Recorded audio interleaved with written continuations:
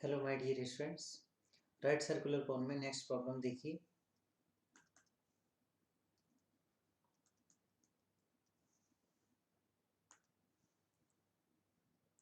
Find equation of right circular cone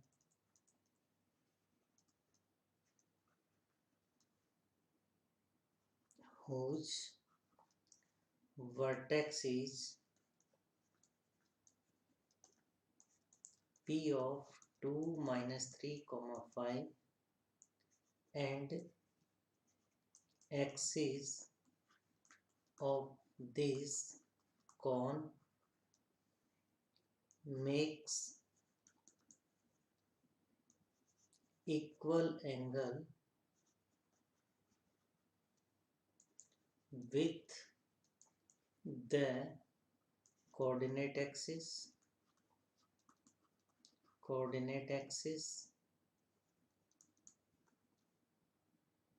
and semi-vertical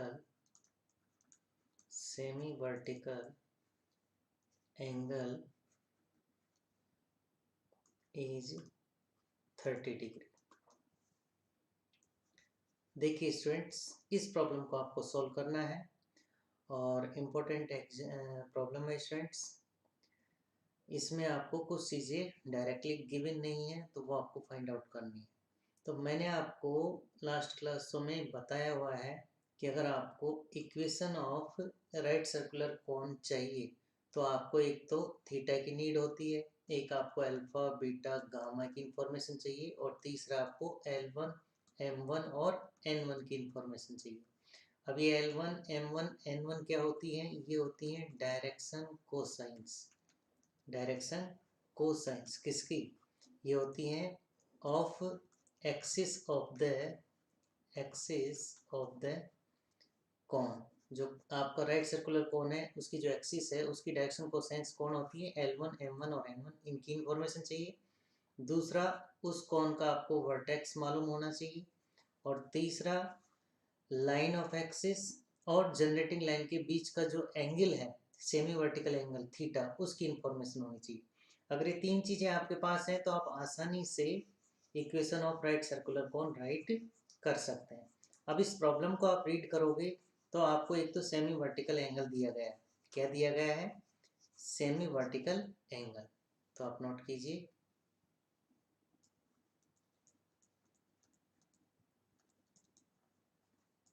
according to this problem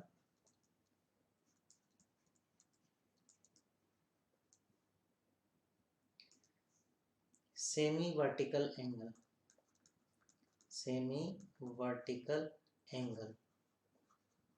किसे denote करते हो? Theta से।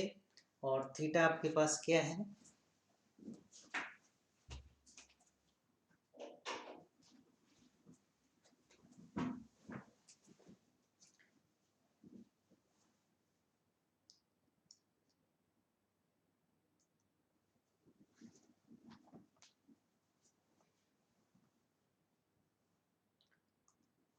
Theta आपके पास क्या स्टूडेंट्स? इस समय 30 डिग्री है। कितना है?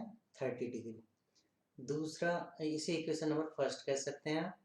सेकंड थिंग क्या दी गई है आपको?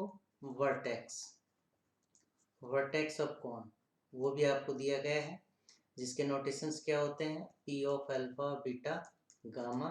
और प्रेजेंट केस में P of alpha beta gamma क्या दे रखा है? 2 माइनस 3 कॉमा 5। दैट इज आपको वैल्यू ऑफ अल्फा क्या रखनी है? 2। वैल्यू ऑफ बीटा क्या रखनी है? -3। वैल्यू ऑफ गामा क्या रखनी है? +5। This is your equation number second. ठीक है स्टूडेंट्स। तीसरा आपको चाहिए L1 M1 और N1। अब L1 M1 और N1 आपको कब पता चले? जब आपके पास लाइन ऑफ एक्सिस का इक्वेशन हो। और मैंने लाइन ऑफ एक्सिस को हमेशा किस फॉर्म में लिखा है? x minus alpha upon L1, y minus beta upon M1, n minus gamma upon N1। ठीक है स्टूडेंट्स। अब यहाँ पे अल्फा बीटा गामा तो आपको दे रखा है। अल्फा कितना है? 2। बीटा कितना दे रखा है? -3, तो ये हो जाएगा +3। और गामा कितना दे रखा है? गामा दे रखा है आपको students Z minus gamma, gamma कितना दे रखा 5, ठीक है। तो अपॉन में L1 अपॉन में M1 अपॉन में N1। लेकिन इस प्रॉब्लम में आपको डायरेक्टली L1 M1 गिवन नहीं है, ठीक है। तो आपका पहला काम क्या है, इस प्रॉब्लम के लिए जो लाइन ऑफ एक्सिस है उसके लिए डायरेक्शन कोसाइंस फाइंड आउट करनी है, ठीक है। तो आप एक बार तो मेंशन कर दीजिए, since equation of line of axis, line of axis of the cone, of the cone, वो क्या होगी, x minus alpha, alpha means 2 upon L1, y minus beta, beta कितना है -3, तो ये कितना हो जाएगा students +3, y +3 upon M1 equals to z minus 5 upon N1। This is equation number 3, where L1 M1 N1 are the direction cosines, are the direction cosines of the axis of the right circular cone, axis of the right circular cone,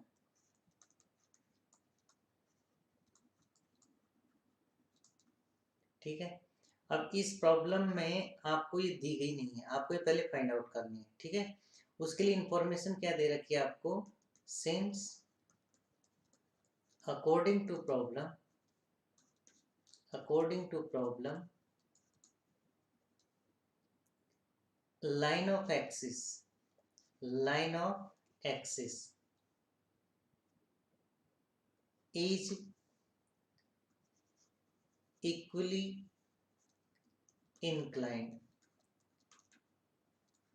equally inclined with the coordinate axis,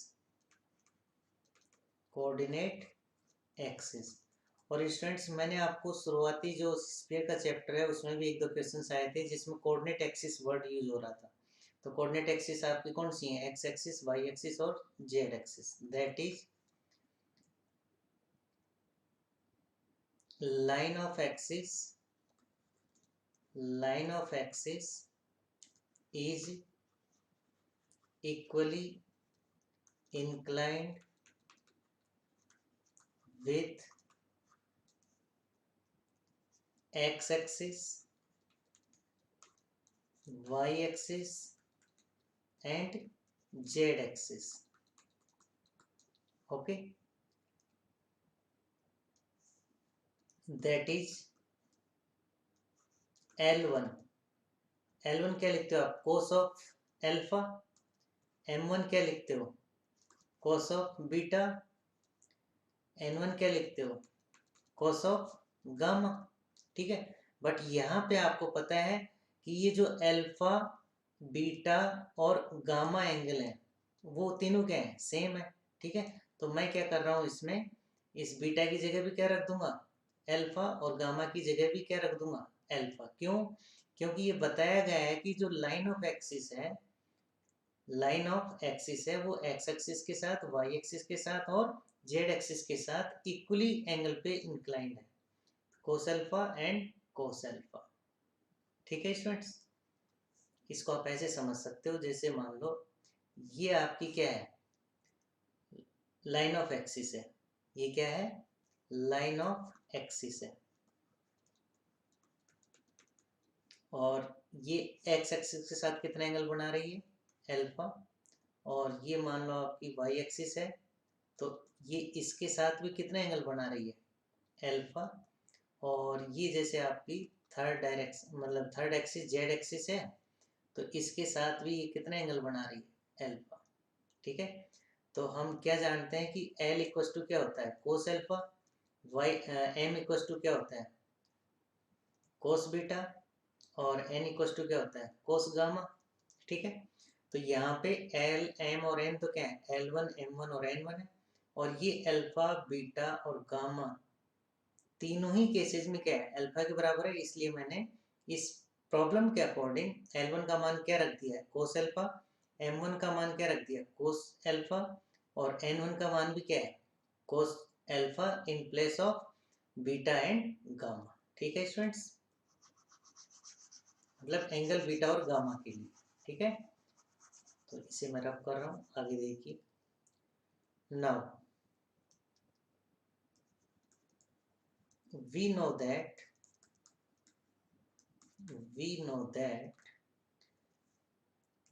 if L1, M1 and N1 be the direction cosines of the line of axis, then this is the property L1 square plus M1 square plus N1 square equals to 1। आपने पढ़ा हुआ है result, LMN आपकी direction cosine है किसी line की, तो उनके स्क्वायर्स का सम क्या होता है, 1 के बराबर होता है। तो यहाँ L1 कितना है, कोस अल्फा, तो कोस अल्फा का स्क्वायर कोस स्क्वायर अल्फा। M1 क्या है, कोस अल्फा, तो उसका स्क्वायर ये हो जाएगा। ऐसे N1 क्या है, कोस अल्फा, तो ये क्या हो जाएगा, cos square alpha equals to 1। So this is 3 times of cos square alpha equals to 1। Okay, next page पे देखिए। मतलब आपको क्या मिल चुका, 3 cos square alpha equals to 1, that is cos square alpha equals to 1 upon 3, that is cos alpha equals to 1 upon root 3। अब ये students plus sign के साथ भी हो सकती हैं और माइनस साइन के साथ भी हो सकती हैं। ठीक है, cos alpha equals to -1 upon root 3। ठीक है, ओके, तो दैट इज कोस अल्फा आपके पास कितना आ गया, 1/√3। ठीक है स्टूडेंट्स, तो ये हम यहाँ पे काम में लेंगे इसे।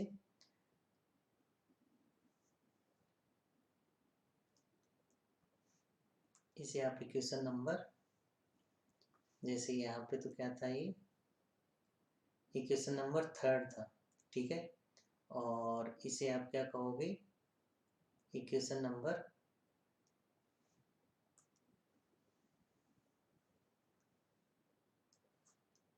4। ठीक है, नाउ आपको तो डायरेक्शन कोसाइन चाहिए थी, ठीक है ना, तो L1 किसके इक्वल थी, कोस अल्फा के, और कोस अल्फा क्या मिला है, या तो प्लस का रूट 1/3 या माइनस का 1/√3, तो कोई सा एक आप काउंट कर लीजिए। ठीक है, और इसी तरीके से M1 क्या मिला है, कोस अल्फा, तो वो भी कितना आ जाएगा, 1/√3, या तो प्लस साइन के साथ या माइनस साइन के साथ। तो हम यहाँ पे प्लस साइन के साथ इन चीज़ों को कंसिडर कर रहे हैं। N1 equals to cos alpha equals to 1/√3। ठीक है, तो this is your equation number, sorry ये total, this is your equation number 5। Okay, तो आपको देखो थीटा मिल चुका है और वर्टेक्स है और L1, M1 और N1 है। ठीक है, तो इन इक्वेशंस की हेल्प से आप general equation of right circular कोन लिख सकते हो। So using equation number first, second and fifth, we can write general equation of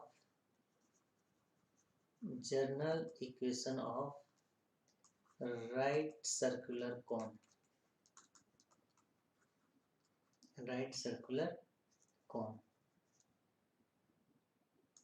ठीक है, तो एक बार तो आप फॉर्मूला लिख दीजिए। तो फॉर्मूला क्या है, कोस ऑफ थीटा होता है, और ये किसके इक्वल होता है, ये होता है students L1 into x minus alpha plus M1 into y minus beta plus N1 into z minus gamma. ठीक है, this is whole divided by root of L1 square plus M1 square plus N1 square, and again this is root of x minus alpha square plus y minus beta square plus z minus gamma square। ठीक है students. Cos theta, theta कितना था 30 degree, equals to L1 M1 और N1, L1 M1 और N1। तो देखो L1 कितना मिला आपको 1/√3, ये 1/√3 मिला है, ठीक है। x माइनस एल्फा, एल्फा कितना है 2 है। फिर M1 कितना मिला है, ये भी 1/√3 मिला है, और ये हो जाएगा multiply y minus beta, beta इसमें स्टूडेंट्स -3 है, तो माइनस माइनस मिलके +3 हो जाएगा, और 1/√3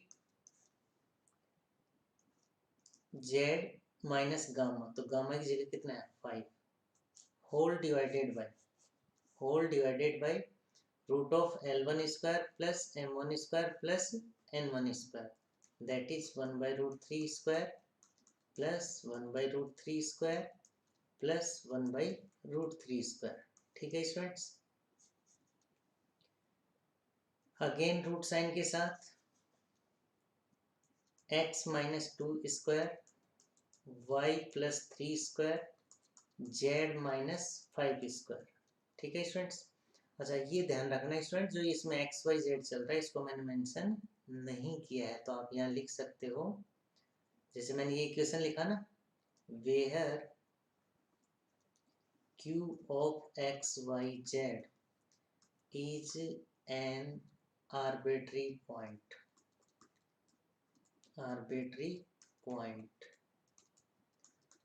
on the boundary, क्योंकि ये जो इक्वेशन होता है राइट सर्कुलर कोन, ये बाउंड्री के प्रत्येक पॉइंट के लिए सेटिस्फाइड होता है, क्योंकि जब हमने इसका आर्टिकल किया था तो जो क्यू पॉइंट लिया था वो कहाँ पे लिया था, कौन की बाउंड्री पे। तो आप कोई भी आर्बिट्री पॉइंट लोगे एक्स वाई जेड, उसके लिए इक्वेशन लिखोगे तो वो हमेशा इसको सेटिस्फाइड करेगा, ठीक है। तो यहाँ पे क्यू एक्स वाई जेड के बारे में मेंशन करना होता है, तो आप कह दीजिए कि q of x y z is an arbitrary point of the on the boundary, okay. देखिए जरा, अब स्टूडेंट्स आपके पास कोस 30 डिग्री कितना होता है, कोस साइन 30, ओके, कोस 30 होता है आपका √3/2, कितना होता है √3/2, और 1/√3 अगर मैं न्यूमरेटर में से कॉमन लेता हूँ तो इनसाइड क्या बचेगा, देखो x minus 2 plus y plus 3, और देखिए प्लस z माइनस 5, अगर आप न्यूमरेटर में से कॉमन ले रहे हैं।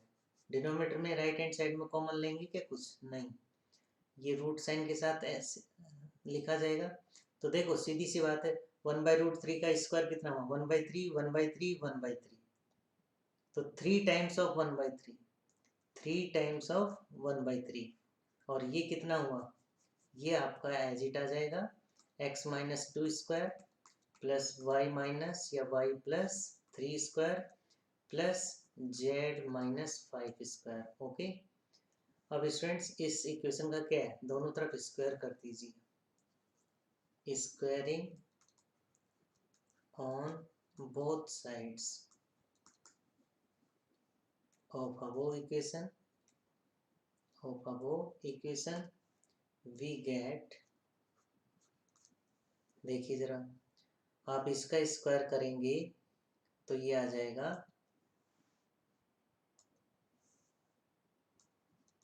3/2, ठीक है।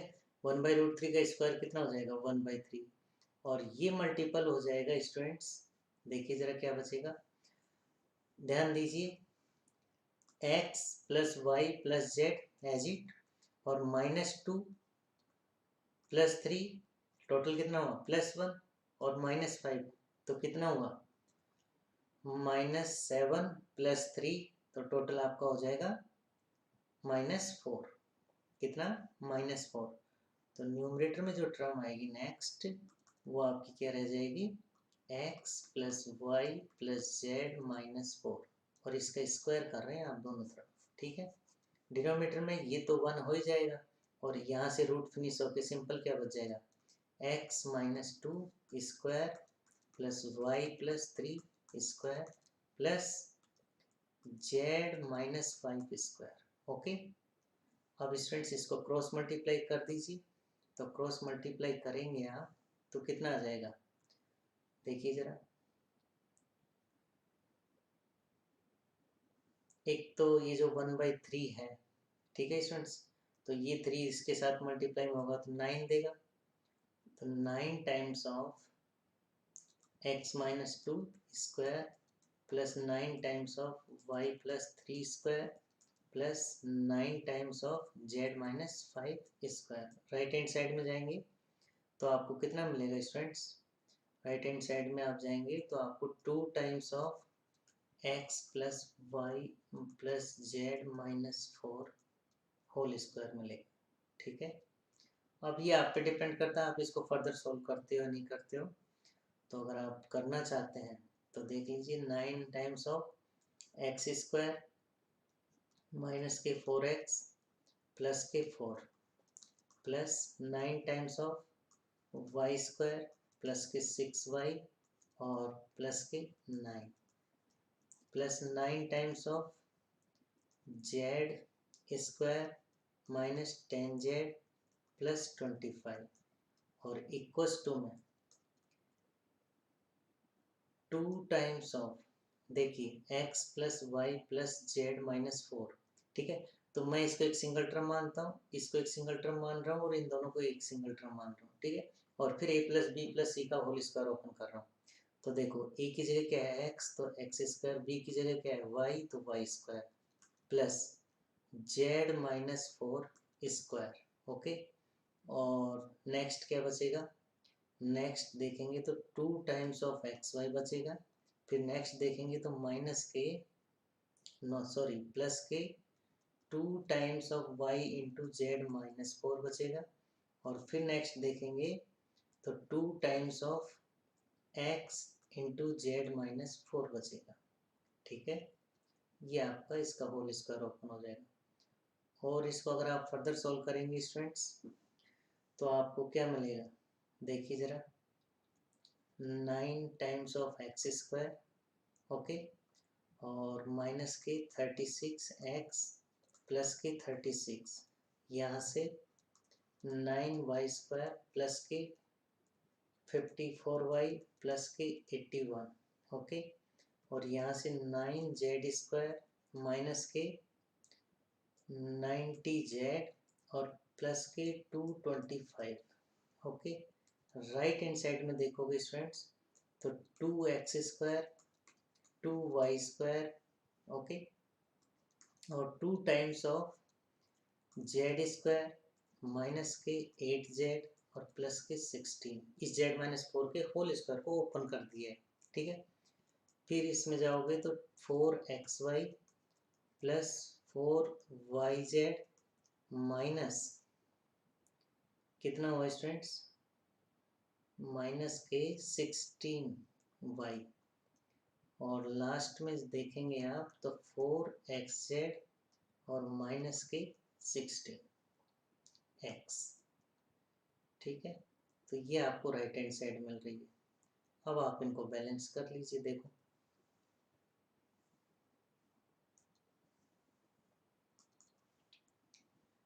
This is 9x square, x square की और जगह टर्म्स हैं क्या, this is plus 2x square और कहीं पे भी x है तो x स्क्वायर तो कितना बचा 7x स्क्वायर, ठीक है। माइनस के 36x माइनस के 36x और फिर अगर x की सिंगल टर्म देखेंगे तो आपको कहीं पे मिलेगी, देखिए ज़रा, ये मिल रहा है। तो माइनस के 36x लेफ्ट हैंड साइड में, ये भी इधर आएगा कहाँ पे, लेफ्ट हैंड साइड में, तो कितना बच जाएगा प्लस के 16x और माइनस के 36x, तो दैट इज माइनस के 20x। तो ये भी क्लियर, प्लस, अच्छा, प्लस के 36, पहले वेरिएबल टर्म्स को लिख लो, 9y स्क्वायर यहाँ से, ठीक है। और इधर देखेंगे आप तो ये प्लस के 2y स्क्वायर, ठीक है। तो टोटल बैलेंस हो गया, कितना बच रहा है प्लस के 7y स्क्वायर, तो ये भी होगा। और देखिए 54y प्लस के, ठीक है। इधर जाओगे तो माइनस के 16y, तो 54 माइनस के 16 दैट इज 38y प्लस के 38y, तो ये आपका y का टर्म भी कैंसिल हुआ। ठीक है, फिर उसके बाद जेड स्क्वायर देखो 9z स्क्वायर, ओके, और इधर देखो 2 इंटू जेड, तो 2z स्क्वायर, तो ये इधर आके कितना बच जाएगा, प्लस का 7z स्क्वायर। ठीक है, तो ये आपकी कैंसिल और ये 9z स्क्वायर कैंसिल। ठीक है, जेड की टर्म्स देखो 90z माइनस के, और इधर जाओगे तो माइनस के 16z। ठीक है, और जेड की सेपरेट टर्म आपको मिलेगी नहीं। ठीक है, तो ये -8 इधर आ गया, माइनस के 16 इधर आएंगे तो प्लस के 16z और माइनस के 90z, तो दैट इज 74z। और कैलकुलेशन आप देख लेना स्टूडेंट्स, कहीं अगर मिस्टेक हो रही है तो 18z। ठीक है, और देखो वेरिएबल टर्म्स में, स्टूडेंट्स फिर तो यहाँ से 36, यहाँ से 81, यहाँ से 225, और इधर देखेंगे आप तो ये 4xy इधर आएगा तो माइनस के 4xy। ठीक है, और ये भी उधर जाएगा तो माइनस के 4yz। ठीक है, और ये भी उधर जाएगा तो माइनस के 4xz। ठीक है, ये भी कैंसिल। अब कांस्टेंट टर्म और देख लो आप कितनी हो रही है, तो कांस्टेंट टर्म एक तो प्लस का 36, ठीक है, एक हो रहा है आपका 81, ठीक है, और एक है प्लस का 225, ओके, इनको ऐड करेंगे आप तो 5 2 6 6 2 6 12, this is 12, and 8 3 11, 11 to 13, then 14, 342 in the left hand side। और यहाँ से आप देखोगे तो 2 इंटू 6 माइनस के 32, और यहाँ से कांस्टेंट टर्म कोई मिलेगी क्या, नहीं कोई constant, that is 342 minus 32, 0 1 and 3, okay, so this will be plus के 310, this will be plus के 310 equals to 0। So this is the equation of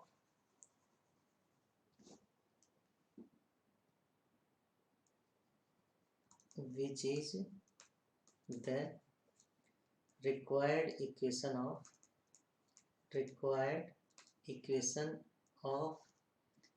right circular cone,